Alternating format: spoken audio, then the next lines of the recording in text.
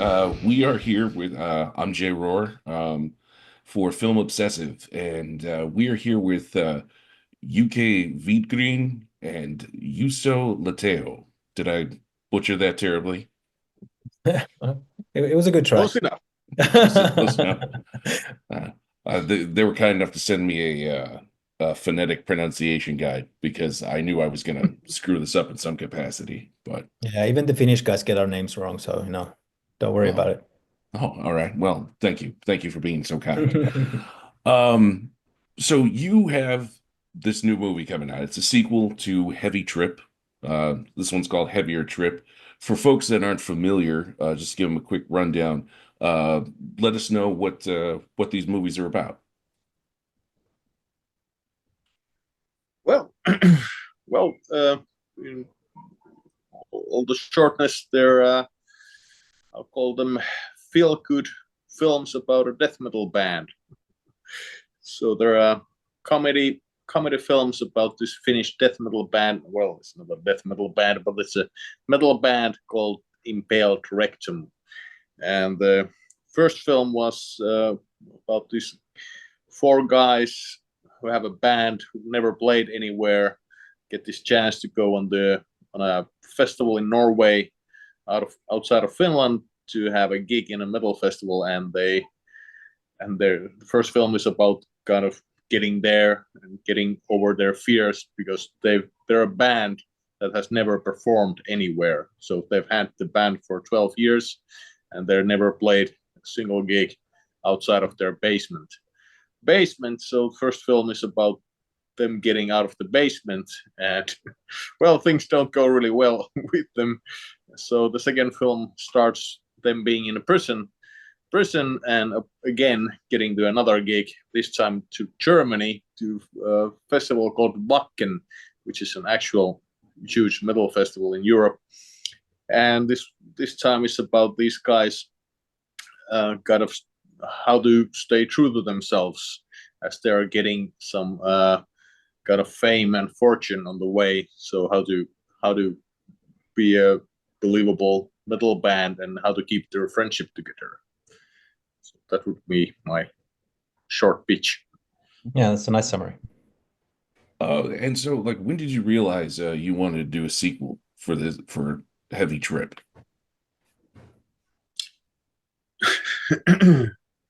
Like, was it Well, always like, did you always like kind of hope that there would be enough interest in it there, or like, was there always like a seed of an idea?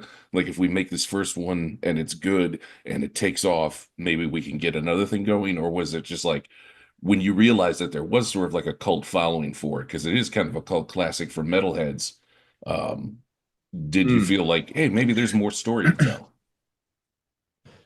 yeah, I think the latter one is pretty accurate. So, as a huge surprise, the film, which we made as a Finnish film for what we thought as a Finnish audiences kind of took took out of Finland, and people found it all around the world, and all, of course, a lot in the metal communities, and people found this film, and they seemed to like the film, and it did become this cult thing, and that kind of brought us and the producers to kind of the idea that there might be interest for another film about these guys, and of course, for us, making the first film was a lot of fun. Of course, always a huge job and undertaking, but it's also a lot of fun. And we got kind of, well, if there's a possibility of making a sequel, why not? Now we That see makes you, sense but to me. Yeah, I finally Hey. figured out what I was doing wrong with my camera. Um, Mhm. so obviously it's great to have a film that takes off and has like such uh, a fan base to start with. You know, like because I know when I first saw Heavy Trip, like it's one of those movies that makes you feel seen, even though it sort of pokes fun at the community. It is in a very loving way. Like I thought that like the characters were like a nice representation of like what the heavy metal community is really like, sort of goofy misfits and so forth. So, like, where did that authenticity come from when you were putting this film together? Like, what's your background with that genre of music? Well, I guess the metal part comes from me, mostly. and I've been like a metalhead since I don't know, I was 10 or something. Like Metallica's Black Album was the first album I bought. Uh, and well, me and Jukka studied where I live currently in Oulu, which is in the northern part of Finland, which used to be like the metal capital of Finland, and Finland is the like the metal country of the world. So I mean we knew a lot of like metalheads and bands, and we did a lot of music videos for like local metal bands and got to know the people. And I mean they are like that. They are really like in contrast to like the violent music, they're really mostly like quiet types, geeks and nerds, and really like gentle people. And I think usually when you see like metalheads in films, they're usually like the butt of the joke. So we also wanted to like, well, I mean, we're telling a story about ourselves pretty much, so we don't want to like piss on ourselves too much. Uh, but yeah, we really wanted to like be on the side of like the metal people, not laugh at them, but like laugh with them. And that's one of the things I think you really accomplished with both of these films is walking that fine line where it gets to the point where it's like it's still like joking around, but it's in a kind place, you know. Yeah, Um, and we realize that there are a lot of like people who take the metal culture too seriously, or people who can't laugh at themselves, and like I guess there's a little bit of that in Xytrax and that, but most of the metal people, at least who I know, have like a very good sense of humor about how how ridiculous it is sometimes to be like act tougher than you are. Oh yeah, absolutely. And like I've known a couple of guys like him over the years. It's like you want to go out tonight? Yeah, let's go out tonight. And then they show up like with like the 9-inch spike gauntlets and stuff. And you're like, we're going to the mall to try and flirt with mall rats. Like that, Oh, that's but great. you be you. Yeah, yeah. Um, and that's one of the things I liked in this one was that I felt like there was a little bit more character expansion for a lot of the individual parts of the band. Impaled Rectum. You got into some of them a little bit more because the first time Heavy Trip was mostly about Turo, and they all kind of had the same story arc, but Mm. like there was a little bit more in this one. Like, what was that like on purpose? Did you feel like, well, we're doing a sequel, we need to get more into the other guys as well? Well, I think even in the first film, we had like very thorough like arcs and stories for all of the band members, but like a lot of stuff was like cut during the script process or the editing process and that stuff. But I think it's always been clear that there, even though Turo is the main character, it is like an ensemble movie with like four main characters, and we wanted each of them to feel whole and like they matter to the story, and they all have like a part in it. And we already told some stuff about the guys in the first movie, so it was a really nice like chance to like expand on that and like tell something new about the guys. And I think that does come across. I like the way that they expanded as individuals, even though they've been in prison since the last film. Uh, Mm. when it comes to like the original music for this, okay, like first off, where can people get it? I think there's a soundtrack coming along at some point. I've been told. Yeah. And and, and then Yeah, oh please. should be coming up someplace. I think the first one you can find from Spotify and Apple Music and stuff. Hopefully, the second one will be coming out as well soon. When it comes to the original music, okay, so most of it seems to be the product of I'm not gonna butcher this name, I'm not gonna try, but it's the guitarist from Moore's Subita. Yeah. And you've done some of their music videos like Into Eternity. Um, like how long does it take to get one of these original songs put together? Um, Well, well, there's a few answers to that question. I think like well, for one, Mika is an awesome Mika Lammassaari who did like the heavier stuff. He's an awesome like guitar hero type person, like very virtuoso songwriter. And like this, well, there's a part in the second movie where I asked him, I need like 9 seconds of like this very brutal metal, just 9 seconds of metal, and he provided me with like a 9 minute song that already had like singing and vocals and like a complete song, 9 minutes, and I took the 9 seconds I wanted from that. And like he's very effective at like creating stuff, like really good stuff, really fast. And usually the trouble is that he has so much good stuff, and we only have like a 30-minute slot for for to like play the metal song. So I would take like his 7 minute songs and like sort of do the producer cut, like we want this hit piece to be here, and like legoed his song into like the format you see in the film. But like credit where credit is due. Mika is an like excellent, very effective musician. That's interesting, especially because of the fact that one of the things I really like about both of these films is that um, it's something you don't always see in movies about music in particular, is the frustrating difficulty of coming up with something that's actually good. And that's one of the things I've really appreciated in both of these films is their conscious struggle to actually be good at doing what they do, but also finding that thing that's going to stand out. Mm. That wasn't really leading into a question. I just realized that. But um, let me check my notes real quick. I'm not the most organized person in the world either. Um, Yeah, same here. so I got to ask about this. So you got baby metal in this movie. Like, how Mm. did that come together? And was that like something that you were like really hoping for?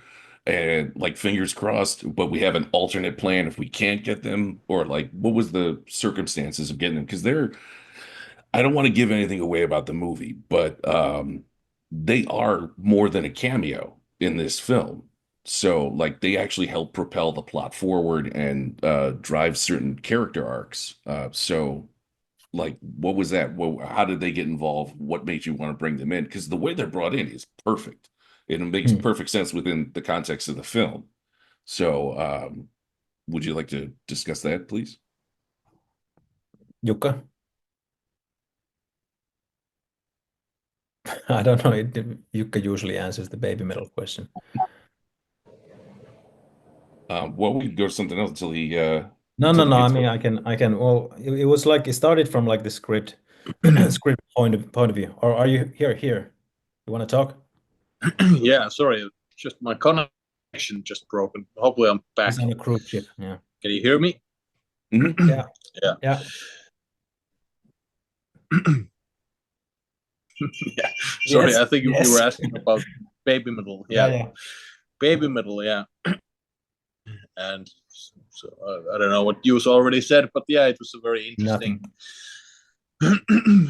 kind of thing to happen. We just wrote the band into the film because it felt such a that this would be a great character arc for our bass player Sutrax, and that would work really well with him because Baby Metal is a band that is so viewed in the metal community. It's even either loved or hated, and it felt like this is something that's very nice for the film and nice for the character. And we had no idea if we were gonna get them, and it also like felt like, well, maybe this is like a pipe dream for us, like getting this band in this film.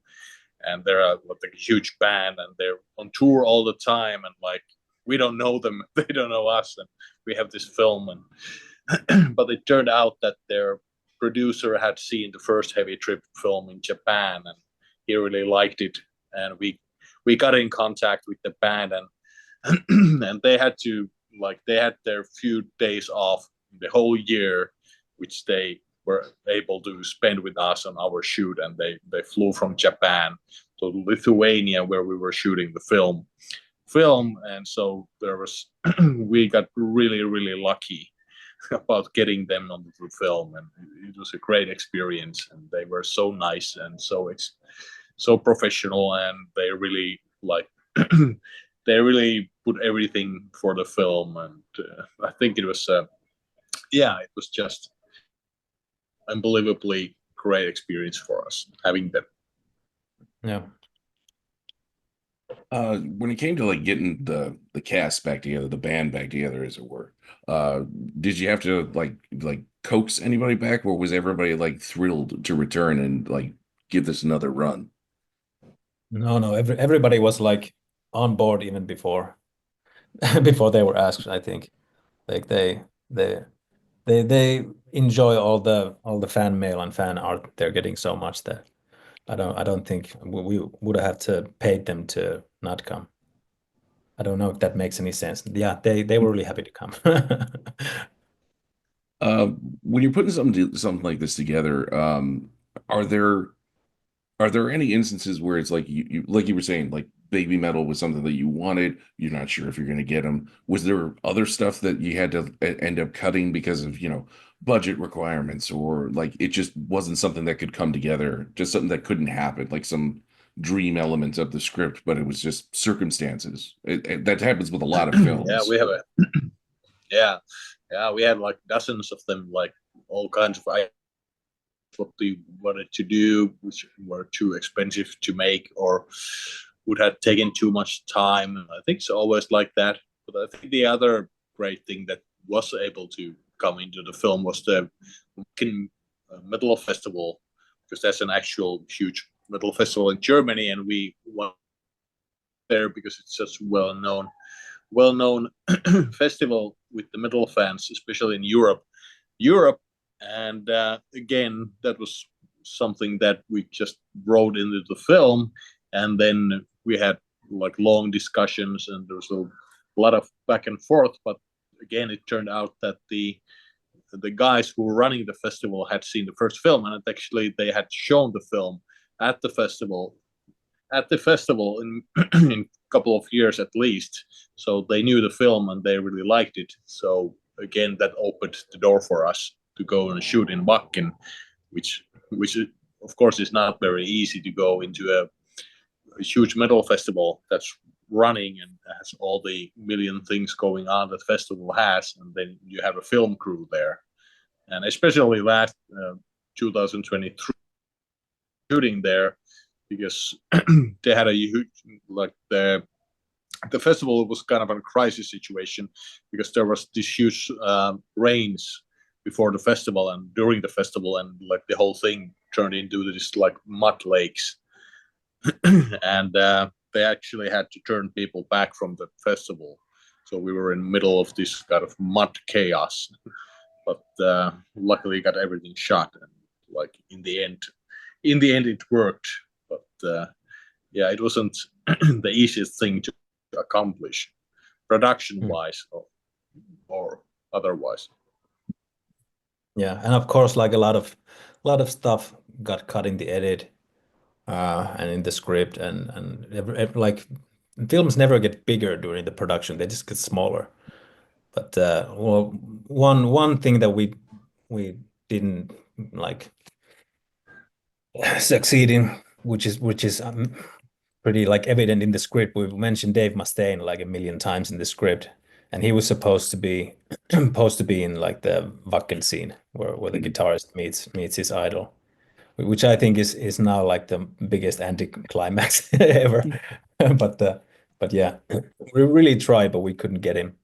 We knew he was going to be in Wacken like around the same time that we were there, so we pretty much like wrote a scene for him, but we didn't succeed in getting him to the shoot, which is a Well, bummer.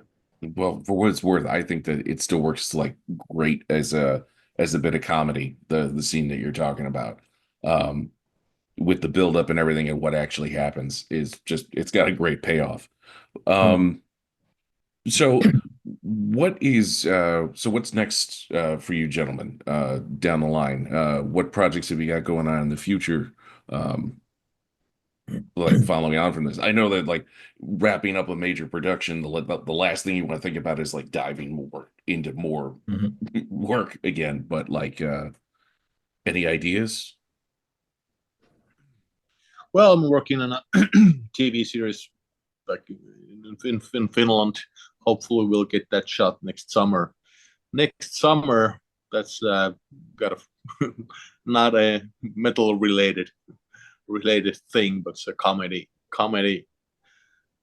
series, and we'll kind of been tossing around some ideas, and hopefully we'll get some new ones going. These are always very long processes which take years and years. But I guess we'll have to kind of start thinking of what's coming next in coming months.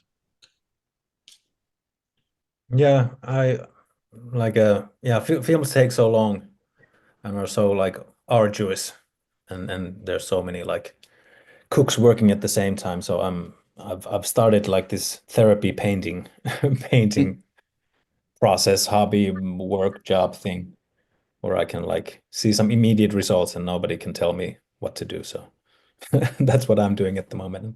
Probably get into some film work eventually. All right. Well, if unless there's anything else that you want to elaborate on, I think that covers a lot of the bases for this film. Uh, about the oh god, I got to take the opportunity to say this out loud. Um, this band, the symphonic post-apocalyptic reindeer grinding, Christ abusing, extreme war pagan Fennoscandian metal. Like that is just, I love that running joke throughout the entire series of films. Every time that comes up, I lose it. So I just want to say thank you for making these pictures, and thank you for taking the time to talk to us. Thanks, James. Thank you. It's been really nice talking to you. And sorry about my really bad internet connection. Oh, don't worry about it. I clearly was having problems before. You should see some of the mistakes that I've made doing this. I don't know why they still let me do interviews.